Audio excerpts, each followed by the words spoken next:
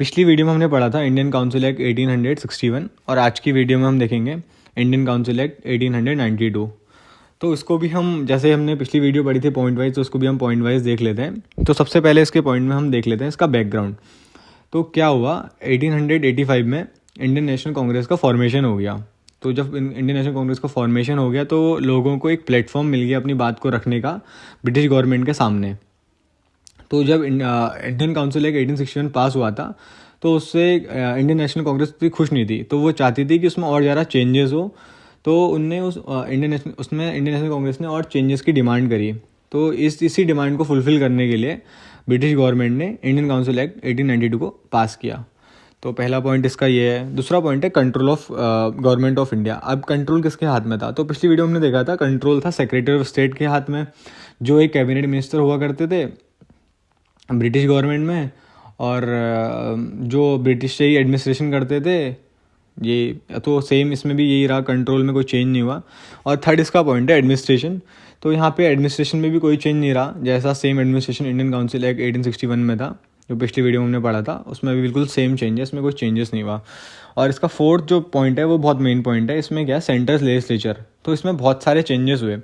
तो पहले हम ये जान लेते हैं इसमें चेंजेस ऐसा बेसिकली हुए क्यों। तो जैसे मैंने बताया बैकग्राउंड में कि 1885 में इंडियन नेशनल कांग्रेस ने कांग्रेस का फॉर्मेशन हो गया था, तो उन्होंने बहुत सारी डिमांड करी चेंजेस की। तो उनकी कुछ डिमांड थी जो कि चेंज करा जाए, उनकी डिमांड थी। तो उनकी सबसे पहले डिमांड ये थी कि जो एडिशनल मेंबर्स हैं सेंट्रल लेजिस्लेचर में, उनकी जो संख्या है उनको इंक्रीज़ करा जाए। दूसरी डिमांड उनकी ये थी कि जो एडिशनल मेंबर नॉमिनेट होकर आते हैं वाइसराय से, वो नॉमिनेट होकर नहीं आए। और तीसरी डिमांड उनकी ये थी कि जो मिलिट्री एक्सपेंसेस हैं जो भी, उनको कम किया जाए। और फाइनेंस रिलेटेड जो भी क्वेश्चंस हैं उनको अलाउ किया जाए पूछना। और सिविल सर्विस का जो एग्ज़ाम है वो इंग्लैंड की जगह इंडिया में भी कंडक्ट करा जाए। ये सब इंडियन नेशनल कांग्रेस की मांगें थी। तो देखते हैं इसमें सेंट्रल लेजिस्लेचर में कि क्या क्या ब्रिटिश गवर्नमेंट ने इनकी मांगें एक्सेप्ट करी। तो सबसे पहला पॉइंट ये है कि इसमें पहले एडिशनल मेंबर हुआ करते थे 6 से 12, लेकिन अब यहाँ पे बढ़ा के कर दिए गए 10 से 16। अब 10 से 16 एडिशनल मेंबर हुआ करते थे, जिसमें कि 6 ऑफिशियल हुआ करते थे, 10 नॉन ऑफिशियल। 6 ऑफिशियल तो नॉमिनेट करते थे वाइसरॉय, और दूसरे जो नॉन ऑफिशियल मेंबर थे उसमें से 5 भी वाइसरॉय नॉमिनेट करते थे, लेकिन बाकी 4 नॉमिनेट होके आते थे provincial assembly of Bengal, Bombay, Madras और नॉर्थ वेस्ट फ्रंटियर प्रोविंस, और एक नॉमिनेट होके आते थे चैम्बर ऑफ कॉमर्स इन कलकत्ता। तो ये चेंज हुआ इसमें। और दूसरा चेंज ये हुआ, हमने 1861 में पढ़ा था कि फाइनेंस से रिलेटेड डिस्कशन अलाउड नहीं थे, लेकिन यहाँ पे अब क्या किया गया 1892 में फाइनेंस से रिलेटेड डिस्कशन अलाउ किए गए। और दूसरा क्वेश्चन ये था, दूसरा इसमें ये हुआ, जो एडिशनल मेंबर्स थे पिछले उसमें हमने पढ़ा था 1861 में, जो एडिशनल मेंबर्स थे उनको एग्जीक्यूटिव काउंसिल के मेंबर से क्वेश्चन करना अलाउ नहीं था। लेकिन इसमें 1892 में ये भी अलाउ किया गया कि additional member executive council member से क्वेश्चन पूछ सकते थे, लेकिन उनको क्वेश्चन पूछने से पहले उनको 6 दिन का प्रायर नोटिस देना पड़ेगा, और उनसे कोई काउंटर क्वेश्चन नहीं कर सकते। एक बार अगर एग्जीक्यूटिव काउंसिल ने आंसर दे दिया, उनसे वो काउंटर क्वेश्चन नहीं कर सकते थे। तो ये चेंज हुआ मेनली। तो 5th पॉइंट में हम इसका पढ़ेंगे प्रोविंशियल लेजिस्लेचर। प्रोविंशियल लेजिस्लेचर में क्या क्या चेंजेस हुए।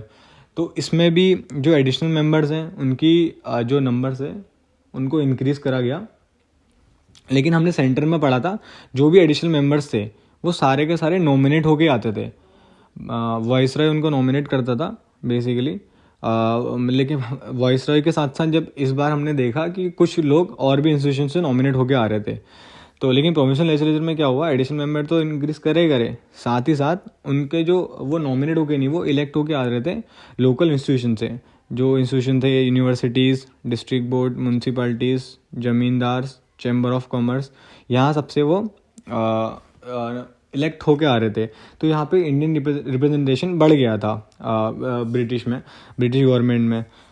और तो यहाँ पे देखा जाए अगर बेसिकली, तो इंडियन कांग्रेस ने जो भी मांगे रखी थी इसमें बेसिकली 1892 में ब्रिटिश गवर्नमेंट ने ऑलमोस्ट सारी के सारी एक्सेप्ट कर ली थी।